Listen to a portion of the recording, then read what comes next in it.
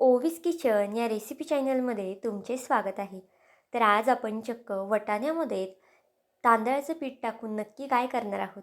खरं तर हा पदार्थ ना खूप जास्त अप्रतिम आहे, वेगळा आहे आणि आता बाजारामध्ये वटाणेसुद्धा खूप जास्त स्वस्त झालेले आहेत. त्यामुळे तुमच्यासुद्धा घरात नक्कीच वटाणे असणार आणि तांदळाचं पीठ तर सगळ्यांकडेच असतं.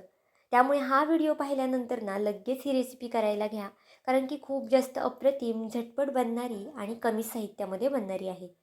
तर चला, थोडाही वेळ न घालवता लगेच व्हिडिओला सुरुवात करूया. आता इथे मी ना अर्धी वाटी इतपत वाटाणे घेतले आहे. खरं तर हा पदार्थ ना मी 2 जणांसाठी करते, त्यामुळे अर्धी वाटी वाटाणा पुरेसा आहे. आता अगदी थोडंसं आल्याचा तुकडा घालून घ्यायचा आहे आपल्याला. जास्तसुद्धा आलं घालू नका, नाही तर मग त्याचा खूप जास्त फ्लेवर येईल. एक हिरवी मिरची घालायची आहे.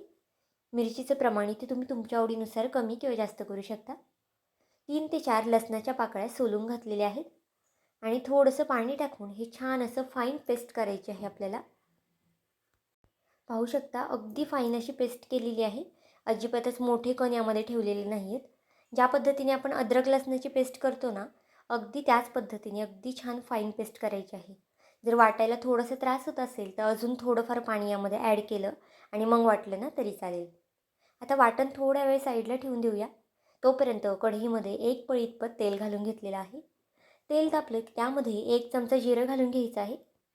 जिरं छान तडतडलं की त्यानंतर यामध्ये आपण जी वाटाण्याची पेस्ट करून घेतली होती ना, ती घालून घेऊया. तर बघा सगळी वाटाण्याची पेस्ट इथे मी घालून घेतलेली आहे. आता गॅस आपल्याला मीडियम ठेवायचा आहे आणि मीडियम गॅसवरती हे छान आपल्याला असं परतून घ्यायचं आहे. वाटाण्याचा, अद्रकचा, हिरवी मिरचीचा कच्चापणा जास्तोपर्यंत ना आपल्याला हे परतून घ्यायचं आहे.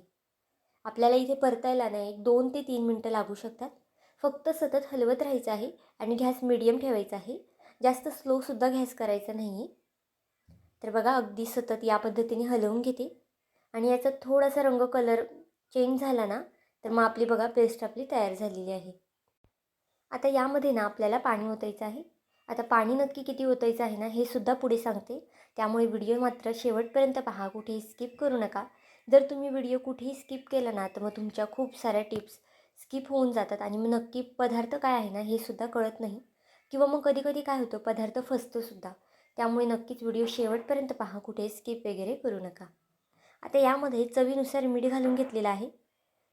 बारीक चिरून घेतलेली कोथिंबीर घालायची आहे. कोथिंबीरसुद्धा आपल्याला अगदी बारीक अशी कट करून घ्यायची आहे. अजिबातच मोठी मोठी कोथिंबीर ठेवू नका. आता बघा पाण्याला सुद्धा आपल्या उकळी येत आहे. असं सतत हलवत राहायचं आहे आपल्याला आणि यामध्ये ना आपल्याला तांदळाचं पीठ घ्यायचं आहे.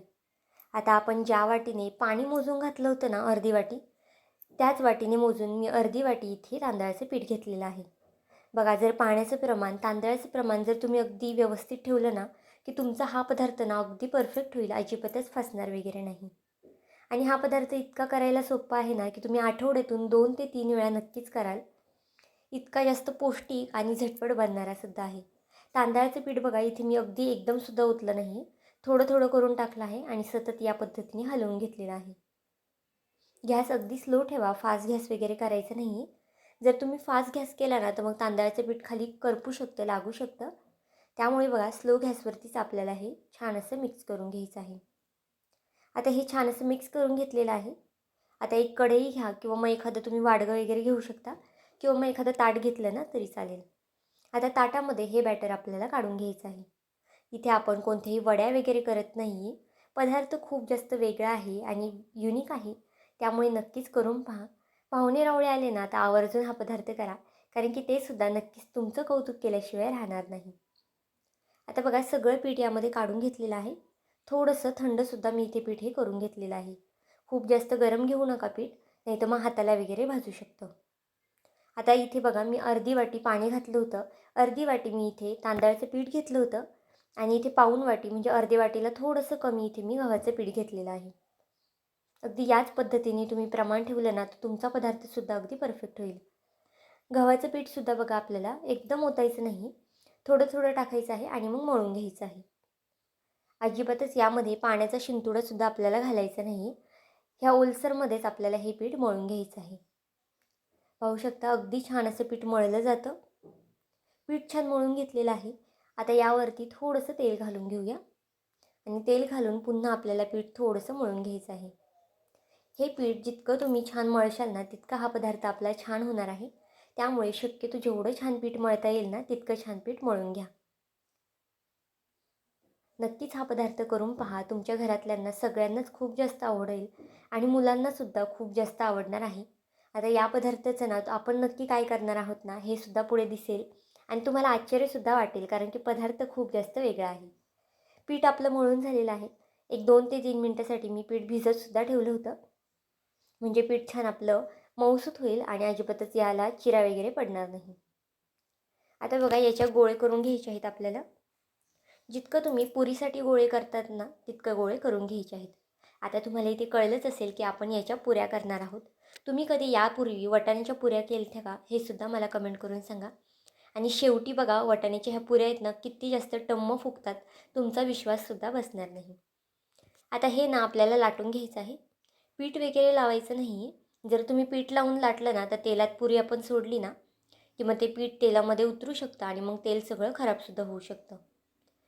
आता अगदी या पद्धतीने आपल्याला हे लाटून घ्यायचं आहे. आता ह्या वाटाण्याच्या पुऱ्या आहेत ना त्यामुळे थोड्याफार चिरू शकतात. तर बघा अगदी हलक्या हाताने आपल्याला हे लाटायचं आहे. जर तुम्ही वाटाणा जाडजाड ठेवला ना किंवा मग कोथिंबीर जर जाडजाड ठेवली ना तर मग अशा पद्धतीने बघा लाटता येणार नाही आणि मग चिरू शकतात. तर बघा इथे अगदी हलक्या हाताने ही पुरी मी लाटून घेतलेली आहे. आणि जर थोडंफार चिरत असेल ना तर अशा पद्धतीने बघा ॲडजस्ट करून घ्या. आता एखादा किनारीचा गोल डब्बा असेल ना त्याने ह्याला तुम्ही आकार देऊ शकता किंवा मग आकार नाही दिला तशी तळली ना तरी चालेल. पण अशा पद्धतीने आकार दिला ना की पुरी एकसारखी होते आणि दिसायलासुद्धा अगदी छान दिसते. आता अशाच पद्धतीने सगळ्या पुऱ्या मी लाटून घेतल्या आहेत आणि सगळ्या पुऱ्या बघा डब्याने मी इथे कट करून घेतलेल्या आहेत. आणि जास्त पातळसुद्धा करायच्या नाही आहेत. पाहू शकता थोड्याशा जाडच इथे मी पुऱ्या ठेवलेल्या आहेत. जर तुम्ही खूप जास्त पातळ केल्या ना तर तुमच्या पुऱ्या फुलणार नाही किंवा मग कडक वगैरेसुद्धा होऊ शकतात. आता पुऱ्या आपल्या तयार झाल्या आहेत. तोपर्यंत एका साईडला गॅसवरती कढईमध्ये तेलसुद्धा तापवलेलं आहे. तेल छान इथं पुऱ्यांसाठी बघा आपल्याला कडकडीत तापवायचं आहे. इथे थोडासा आपल्याला गोळा टाकून पाहायचा आहे पिठाचा. जर तो गोळा छान वरती आला की आपलं तेल जे आहे ना ते अगदी परफेक्ट तापलेलं आहे. आता एक एक पुरी यामध्ये मी सोडून घेते. एकदम पुऱ्या सोडायच्या नाही आहेत आपल्याला. एकच पुरी सुरुवातीला सोडायची आहे. म्हणजे पुरी फुलतेसुद्धा छान आणि अगदी छान होते. जर तुम्ही एकदम पुऱ्या सोडल्या ना तर मग पुरी फुलणारसुद्धा नाही आणि मग कढईमध्ये दाटीसुद्धा होऊ शकते.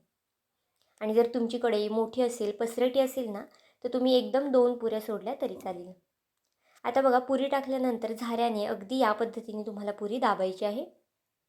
अशा पद्धतीने पुरी दाबली ना की पुरी छान टम्मसुद्धा फुगते. आता दोन्ही साईडने बघा ह्या पुऱ्या छान तळून घ्यायच्या आहेत. पुरी तळताना आपल्याला शक्यतो गॅस ना थोडासा फास्ट ठेवायचा आहे. अगदी फुलसुद्धा नाही पण बारीकसुद्धा गॅस ठेवायचा नाही. थोडासा गॅस फास्टच इथे ठेवायचा आहे. ज्या पद्धतीला आपण गव्हाच्या पुऱ्या वगैरे तळतो ना त्यावेळेस कसा गॅस ठेवतो अगदी त्याच पद्धतीने इथे गॅस ठेवून घ्यायचा आहे. दोन्ही साईडने छान असा खरपूस रंग येईस्तोपर्यंत ही पुरी तळून घ्यायची आहे आपल्याला. पाहू शकता इथे पुरी दिसायलासुद्धा किती जास्त छान दिसते. आता अशाच पद्धतीने ना सगळ्या पुऱ्या इथं आपल्याला तळून घ्यायच्या आहेत. ह्या पुऱ्या तुम्ही कोणत्याही भाजीसोबत खाऊ शकता किंवा मग नुसत्या खाल्ल्या ना तरीसुद्धा खूप छान अशा फ्लेवरफुल लागतात. त्यामुळे नक्कीच एकदा करून पहा. बटाट्याची भाजी किंवा मग पनीरची भाजी असो कशासोबतही ह्या पुऱ्या आपण करू शकतो. आपण नेहमी गव्हाच्या पिठाच्या रव्याच्या पुऱ्या तर नक्कीच करत असतो. पण अशा पद्धतीच्या थोड्याशा वेगळ्या पुऱ्या करून पहा. घरातल्यांनासुद्धा खूप जास्त आवडतील आणि तुम्हालासुद्धा खूप जास्त आवडतील. पाहू शकता ही सुद्धा पुरी आपली खूप जास्त टम्म अशी फुगलेली आहे. अगदी सगळ्याच पुऱ्या अगदी छान अशा फुलतात. त्यामुळे नक्कीच एकदा करून पहा. तर बघा जास्तसुद्धा डार्क रंग आणायचा नाही. असा रंग आला की आपल्याला ह्या पुऱ्या काढून घ्यायच्या आहेत. आता अशाच पद्धतीने सगळ्या पुऱ्या तळून घेते आणि मग तुम्हाला दाखवते. तुम्ही इथे पाहू शकता आपल्या ज्या वाटाण्याच्या पुऱ्या आहेत ना त्या अगदी छान अशा तयार झालेल्या आहेत. अगदी टम्मसुद्धा फुगलेल्या आहेत आणि अजिबातच तेलकट वगैरे सुद्धा होत नाही. त्यामुळे नक्कीच एकदा करून पहा या पुऱ्या. अगदी वेगळी आहे रेसिपी. त्यामुळे प्रत्येकाने ही रेसिपी केलीच पाहिजे. तर आजची ही रेसिपी तुम्हाला कशी वाटली मला हे कमेंट करून नक्की सांगा. आणि चॅनलवरती नवीन असाल तर चॅनलला एक लाईक आणि एक सबस्क्राईब करायला विसरू नका. पुन्हा भेटूया आपण अशाच एका नवीन व्हिडिओमध्ये. तोपर्यंत बाय.